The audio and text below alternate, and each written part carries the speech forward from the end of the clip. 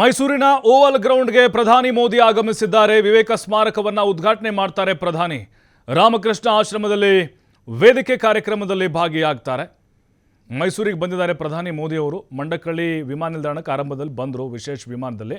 ಅಲ್ಲಿಂದ ಹೆಲಿಕಾಪ್ಟರ್ ಮೂಲಕ ಈಗ ಓವಲ್ ಗ್ರೌಂಡ್ಗೆ ಬಂದಿದ್ದಾರೆ. ಅಲ್ಲಿಂದ ವಾಹನದ ಮೂಲಕ ಆಶ್ರಮಕ್ಕೆ ತೆರಳುತ್ತಾ ಇದ್ದಾರೆ. ಇನ್ನು ಕೆಲವೇ ಕ್ಷಣಗಳಲ್ಲಿ ವೇದಿಕೆ ಕಾರ್ಯಕ್ರಮ ಕೂಡ ಶುರುವಾಗುತ್ತೆ. ಶಿವಾಲಯ ದೇವಸ್ಥಾನಕ್ಕೂ ಕೂಡ ಭೇಟಿ ಆಗ್ತಾರೆ. ಅಂದರೆ ಈ ಹಿಂದೆ ವಿವೇಕಾನಂದರು 1892ರಲ್ಲಿ ಆ ಒಂದು ಸ್ಥಳಕ್ಕೆ ಬಂದಿದ್ದರು. ಹಾಗಾಗಿ ಅದರ ಐತಿಹಾಸಿಕವಾದಂಥ ನೆನಪಿಗಾಗಿ ಒಂದು ಸ್ಮಾರಕ ಮಾಡಿದ್ದಾರೆ. ನೋಡ್ತಾ ಇದ್ದೀವಿ ಪ್ರಧಾನಿ ನರೇಂದ್ರ ಮೋದಿಯವರು ಮಂಡಕಳ್ಳಿ ವಿಮಾನ ನಿಲ್ದಾಣದಿಂದ ಆ ಸೇನಾ ಹೆಲಿಕಾಪ್ಟರ್ ಮೂಲಕ ಓವಲ್ ಗ್ರೌಂಡ್ಗೆ ಬಂದಿಳಿದಂಥ ದೃಶ್ಯ ಇದು.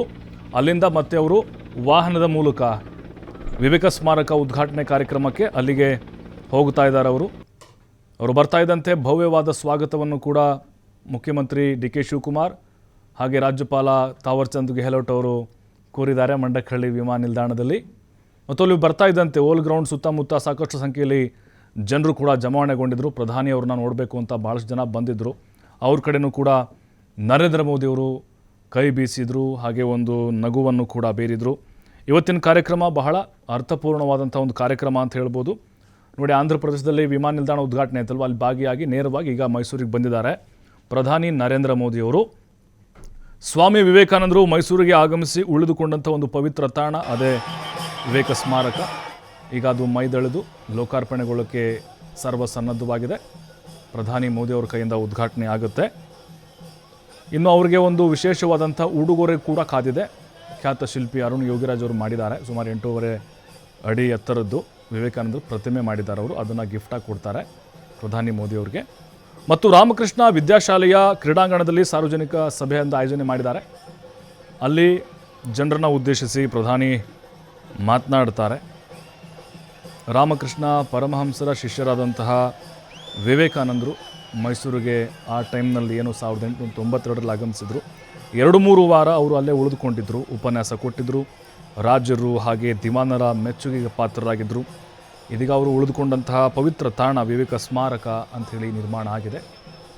ನೋಡಿ, ಪ್ರಧಾನಿ ಬರ್ತಾ ಇದ್ದಂತೆ ರಸ್ತೆಯುದ್ದಕ್ಕೂ ಅವರ ಅಭಿಮಾನಿಗಳು, ಕಾರ್ಯಕರ್ತರು ಮತ್ತು ಜನಸಾಮಾನ್ಯರು ಕೂಡ ಅವ್ರನ್ನ ನೋಡಬೇಕಂತ ಬಂದಂಥವರು ರಸ್ತೆಯ ಇಕ್ಕೆಲೆಗಳಲ್ಲಿ ನಿಂತಿದ್ದರು.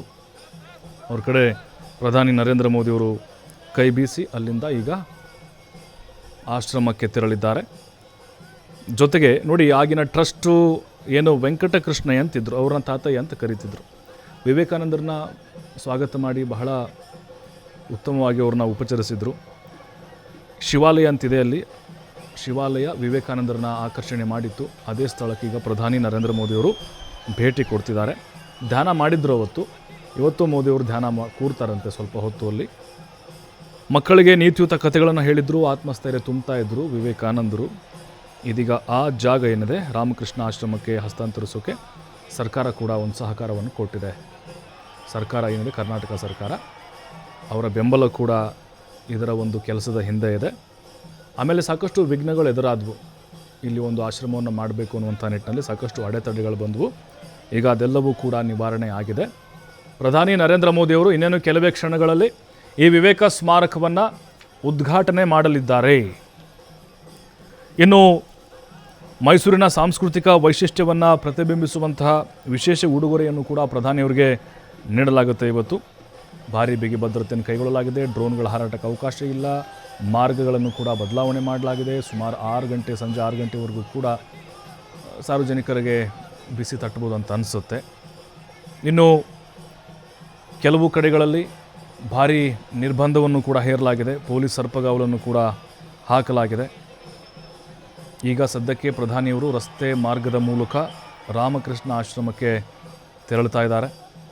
ಇನ್ನೇನು ಕೆಲವೇ ಕ್ಷಣಗಳಲ್ಲಿ ಆ ಆಶ್ರಮವನ್ನು ಉದ್ಘಾಟನೆ ಮಾಡ್ತಾರೆ. ಅಂದರೆ ವಿವೇಕ ಸ್ಮಾರಕ ಏನು ಮಾಡಿದ್ದಾರೆ ಅದನ್ನು. ಅದಾದಮೇಲೆ ರಾಮಕೃಷ್ಣ ಆಶ್ರಮ ಶಾಲೆಗೆ ಭೇಟಿಯನ್ನು ಕೊಡ್ತಾರೆ.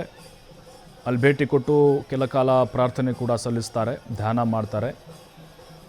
ಮಕ್ಕಳ ಜೊತೆಗೆ ಸಂವಾದವನ್ನು ಕೂಡ ಮಾಡಬಹುದು ಆಶ್ರಮದ ಮಕ್ಕಳ ಜೊತೆಗೆ. ಅದಾದಮೇಲೆ ಸಂಜೆ 5:30 ಸುಮಾರಿಗೆ 5:30 ಅಥವಾ 6 ಗಂಟೆ ಆಗ್ಬೋದು ಪ್ರಧಾನಿಯವರು ದೆಹಲಿ ಕಡೆಗೆ ಪ್ರಯಾಣವನ್ನು ಬೆಳೆಸಲಿದ್ದಾರೆ. ಇವತ್ತು ಅಂದರೆ ಮೈಸೂರಿನಲ್ಲಿ ಅವರು ಪಾಲ್ಗೊಳ್ಳುವಂಥ ಒಂದು ಕಾರ್ಯಕ್ರಮಗಳ ವಿವರಣೆ ಇದು ಅಂತ ಹೇಳ್ಬೋದು. ನೋಡಿ, ಇವತ್ತು ಪ್ರಧಾನಿ ನರೇಂದ್ರ ಮೋದಿ ಬರ್ತಿರೋಂಥ ಕಾರಣಕ್ಕೆ ಏನು ಅವ್ರು ಸಾಗುವಂಥ ಮಾರ್ಗಗಳೆಲ್ಲವೂ ಕೂಡ ಝಗಮಗಿಸ್ತಾ ಇದ್ದಾವೆ, ಕಂಗೊಳಿಸ್ತಾ ಇದ್ದಾವೆ. ತಳಿರು ತೋರಣಗಳಿಂದ ಅಲಂಕಾರ ಮಾಡಿದ್ದಾರೆ. ಇಡೀ ಆಶ್ರಮ ಕೂಡ ರಸ್ತೆ, ಗುಂಡಿ ಬಿದ್ದಂತಹ ಎಲ್ಲವನ್ನೂ ಕೂಡ ಅನುಕೂಲ ಮಾಡಿಕೊಟ್ಟಿದ್ದಾರೆ ಮತ್ತು ಗೋಡೆಗಳಿಗೆ ಸುಣ್ಣ ಬಣ್ಣ ಬಳಿದಿದ್ದಾರೆ. ಪ್ರಧಾನಿ ಮೋದಿಯವರು ಎಲ್ಲೆಲ್ಲಿ ವಾಹನದಲ್ಲಿ ಹೋಗ್ತಾರೋ ಅದೆಲ್ಲ ರಸ್ತೆಗಳೀಗ ಕಂಪ್ಲೀಟಾಗಿ ಅದನ್ನು ದುರಸ್ತಿಯನ್ನು ಮಾಡಿದ್ದಾರೆ. ಹುಣಸೂರು ರಸ್ತೆ ಆಗಿರ್ಬೋದು, ಹಾಗೆ ಅಲ್ಲಿ DC ಕಚೇರಿ ಜಂಕ್ಷನ್ನು, ಬೋಗಾದಿ ರಸ್ತೆ ಮತ್ತು JLB ರಸ್ತೆ, ದಿವಾನ್ಸ್ ರಸ್ತೆ, KRS ರಸ್ತೆ, ಇಲ್ಲೆಲ್ಲ ಕೆಲ ಕಾಲ ಸ್ವಲ್ಪ ಸಾರ್ವಜನಿಕರಿಗೆ ಅನಾನುಕೂಲ ಆಗ್ಬೋದು. ವಾಹನಗಳ ಸಂಚಾರಕ್ಕೆ ಕೂಡ ಅಲ್ಲಿ ನಿರ್ಬಂಧವನ್ನು ವಿಧಿಸಲಾಗಿದೆ. ಪ್ರಧಾನಿ ಮೋದಿಯವರು ಅದೇ ಮಾರ್ಗದಲ್ಲಿ ಹೋಗ್ತಾರೆ. KRB ರಸ್ತೆ, ಅದಾದಮೇಲೆ ಅಲ್ಲಿ ಮೂಡಾ ಜಂಕ್ಷನ್ ಇದೆ ಅಲ್ವಾ, ಪದ್ಮಾ ಸರ್ಕಲ್ಲು, ಅಲ್ಲೂ ಕೂಡ ಮೋದಿಯವರು ಹೋಗ್ತಾರೆ. ಹುಣಸೂರು ರಸ್ತೆ ಅಲ್ಲಿಂದ, ಅದಾದಮೇಲೆ ದಿವಾನ್ ರೋಡು, KRS ರೋಡು, ಪರಮಹಂಸ ರಸ್ತೆ, ವಾಲ್ಮೀಕಿ ರಸ್ತೆ, ಅದಾದಮೇಲೆ ವಿವೇಕಾನಂದ ರಸ್ತೆ, ಅಲ್ಲಿ ಹೋಗಿ ಆಶ್ರಮಕ್ಕೆ ಹೋಗಿ ಕಾರ್ಯಕ್ರಮದಲ್ಲಿ ಭಾಗಿಯಾಗ್ತಾರೆ. ಮತ್ತಷ್ಟು ಮಾಹಿತಿ ನಮ್ಮ ಪ್ರತಿನಿಧಿ ಪುನೀತ್ ನೀಡ್ತಾರೆ. ಪುನೀತ್, ಈಗ ಪ್ರಧಾನಿ ನರೇಂದ್ರ ಮೋದಿ ಮೈಸೂರಿಗೆ ಆಗಮಿಸಿದ್ದಾರೆ. ಈ ವಿವೇಕ ಸ್ಮಾರಕದ ಇತಿಹಾಸ ನೋಡ್ತಾ ಇದ್ವಿ, ಬಹಳ ಐತಿಹಾಸಿಕವಾದಂಥ ಒಂದು ಹಿನ್ನೆಲೆ ಇದೆ ಅದಕ್ಕೆ. ಇವತ್ತಿನ ಕಾರ್ಯಕ್ರಮ ಓವರಾಲ್ ಹೇಗಿರುತ್ತೆ ಅಂತ? ಮೈಸೂರಿನಲ್ಲಿ ವಿವೇಕ ಸ್ಮಾರಕವನ್ನ ಉದ್ಘಾಟನೆ ಮಾಡ್ತಕ್ಕಂಥ ಒಂದು ಕಾರ್ಯಕ್ರಮ ಏನಿತ್ತು, ಆ ಒಂದು ಕಾರ್ಯಕ್ರಮಕ್ಕೆ ಪ್ರಧಾನಮಂತ್ರಿ ನರೇಂದ್ರ ಮೋದಿ ಅವರು ಆಗಮಿಸಿರ್ತಕ್ಕಂಥದ್ದು.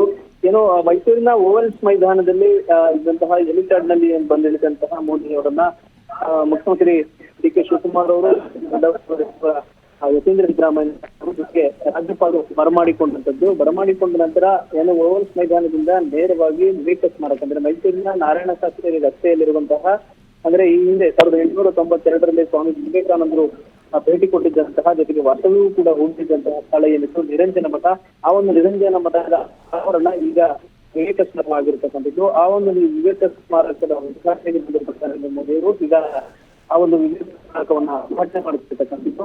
ಉದ್ಘಾಟನೆ ಭವಿಷ್ಯ ಮೈಸೂರಿನ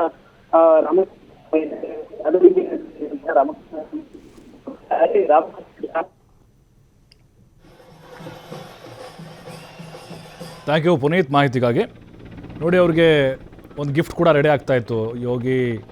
ಅರುಣ್ ಯೋಗಿರಾಜ್ ಅವರು ರೆಡಿ ಮಾಡ್ತಾಯಿದ್ರು. ಆಲ್ರೆಡಿ ರೆಡಿ ಆಗಿದೆ. ಅದು ಸುಮಾರು 8.5 ಅಡಿ ನೋಡ್ತಾ ಇದ್ವಿ. ನೋಡಿ, ಆ ಭಾಗದಲ್ಲಿ ಕಾಣಿಸ್ತಾ ಇದೆ, ವೈಟ್ ಇದೆ ಅಲ್ವಾ ಅದು. ನೋಡಿ, ಅದು ಬಹಳ ಸ್ಪೆಷಲ್. ಅದು ಬಿಳಿ ಬಣ್ಣದ ವೆಟ್ನಾ ಮಾರ್ಬಲ್ನಿಂದ ಅದನ್ನ ರೆಡಿ ಮಾಡಲಾಗಿದೆ. 8.5 kg ತೂಕದ್ದು, ಅಡಿ ಅಂತ ಹೇಳಿದ್ರೆ 8.5 kg ತೂಕದ್ದು ಬಿಳಿ ಬಣ್ಣದ ವೆಟ್ನಾ ಮಾರ್ಬಲ್ನಿಂದ ಅದನ್ನು ಕೆತ್ತನೆ ಮಾಡಿದ್ದಾರೆ. ರಾಮ್ಲಲ್ಲಾ ಮೂರ್ತಿ ಕೆತ್ತಿದ್ರಲ್ವ ನಮ್ಮ ಕರ್ನಾಟಕದವರು, ಮೈಸೂರವರು, ಅರುಣ್ ಯೋಗಿರಾಜ್ ಅವರೇ ಅದನ್ನು ಕೆತ್ತನೆ ಮಾಡಿದ್ದಾರೆ. ಇವತ್ತು ಪ್ರಧಾನಿ ಮೋದಿಯವರಿಗೆ ಕಾರ್ಯಕ್ರಮದಲ್ಲಿ ಉಡುಗೊರೆಯಾಗಿ ಕೊಡ್ತಾರೆ. ಜೊತೆಗೆ ಮೈಸೂರಿನ ಸಾಂಸ್ಕೃತಿಕ ವೈಶಿಷ್ಟ್ಯವನ್ನು ಪ್ರತಿಬಿಂಬಿಸುವಂಥ ಒಂದು ಗಿಫ್ಟನ್ನು ಕೂಡ ಮೋದಿಯವರು ಕೊಡ್ತಾರೆ ಇವತ್ತಿನ ಕಾರ್ಯಕ್ರಮದಲ್ಲಿ. ಇನ್ನು ಡ್ರೋನ್ ಹಾರಾಟ ಕಂಪ್ಲೀಟಾಗಿ ನಿರ್ಬಂಧವನ್ನು ಹೇರಲಾಗಿದೆ. ಪ್ರಮುಖ ರಸ್ತೆಗಳ ಸಂಚಾರ ಕಂಪ್ಲೀಟಾಗಿ ಇವತ್ತು ಬಂದ್ ಆಗಿದೆ. ಮುಖ್ಯಮಂತ್ರಿ DK ಶಿವಕುಮಾರ್ ಅವರು ಹಾಗೆ ತಾವರ್ಚಂದ್ ಗೆಹ್ಲೋಟ್ ಅವರು ಇವತ್ತಿನ ಕಾರ್ಯಕ್ರಮದಲ್ಲಿ ಭಾಗಿಯಾಗ್ತಾರೆ. ಅವರೇ ಓವಲ್ ಗ್ರೌಂಡ್ನಲ್ಲಿ ಅವ್ರನ್ನ ಭಾಳ ಪ್ರೀತಿಯಿಂದ ಬರಮಾಡಿಕೊಂಡರು ಪ್ರಧಾನಿ ನರೇಂದ್ರ ಮೋದಿಯವ್ರನ್ನ. ಇನ್ನು ಅಧಿಕೃತ ಕಾರ್ಯಕ್ರಮದ ಈ ವೇಳಾಪಟ್ಟಿ ಪ್ರಕಾರ ನಾವು ನೋಡೋದಾದರೆ ಮಂಡಕಹಳ್ಳಿ ವಿಮಾನ ನಿಲ್ದಾಣ, ಅದಾದಮೇಲೆ ಅದೀಗ ಓವಲ್ ಗ್ರೌಂಡು, ಅಲ್ಲಿಂದ ಹೋಗ್ತಾ ಇದ್ದಾರೆ ಅವರು. ಕೆಲವೇ ಕ್ಷಣಗಳಲ್ಲಿ ರಾಮಕೃಷ್ಣ ಆಶ್ರಮಕ್ಕೆ ಹೋಗ್ತಾರೆ. ಬಟ್ ಅದಕ್ಕಿಂತ ಮುಂಚೆ ಅಲ್ಲಿ ಸಾರ್ವಜನಿಕರ ಕಡೆಗೆ ಪ್ರಧಾನಿ ಮೋದಿಯವರು ಕೈ ಬೀಸಿದರು. ಅಲ್ಲಿ ರೋಡ್ ಶೋ ಮಾಡಬೇಕು ಅನ್ನುವಂಥ ಒಂದು ಪ್ಲ್ಯಾನನ್ನು ನಾಯಕರು ಹಮ್ಮಿಕೊಂಡಿದ್ರಂತೆ. ಬಟ್ ಬೇಡ, ಮತ್ತು ಕ್ರೌಡ್ ಆಗುತ್ತೆ, ಬೇರೆ ಸಂದೇಶ ಹೋಗುವುದು ಅನ್ನೋಂಥ ಕಾರಣಕ್ಕೆ ಕೇವಲ ಓವಲ್ ಗ್ರೌಂಡಿಂದ ಅಲ್ಲಿ ವಾಹನದ ಮೂಲಕ ತೆರಳುವಂಥ ಒಂದು ವ್ಯವಸ್ಥೆಯನ್ನು ಮಾಡಿದ್ದಾರೆ. ಹಾಗಾದರೆ ಪ್ರಧಾನಿ ನರೇಂದ್ರ ಮೋದಿಯವರು ಈ ಉದ್ಘಾಟನೆ ಆದಮೇಲೆ ಏನಾದರೂ ಒಂದು ಹೊಸ ಯೋಜನೆಯನ್ನು ಘೋಷಣೆ ಮಾಡುವಂಥ ಸಾಧ್ಯತೆಗಳೇನಾದರೂ ಇದೆಯಾ? ಮೈಸೂರಿಗರಿಗೆ ಏನಾದರೂ ಅವ್ರ ಕಡೆಯಿಂದ ಗಿಫ್ಟಾ ಏನಾದರೂ ಅನೌನ್ಸ್ ಮಾಡ್ತಾರಾ? ಅವ್ರ ಭಾಷಣ ಯಾವ ರೀತಿ ಮಾಡ್ತಾರೆ ಅನ್ನೋದು ಕೂಡ ಬಹಳ ಕುತೂಹಲ ಇದೆ. ಬಟ್ ಈಗ ಈ ಆಶ್ರಮದ ಬಗ್ಗೆ ನಾವು ಹೇಳ್ತಾ ಇದ್ವಿ, 1892ರಲ್ಲಿ ವಿವೇಕಾನಂದರು ಈ ಸ್ಥಳಕ್ಕೆ ಭೇಟಿ ಕೊಟ್ಟಿದ್ದರು ಅಂತ.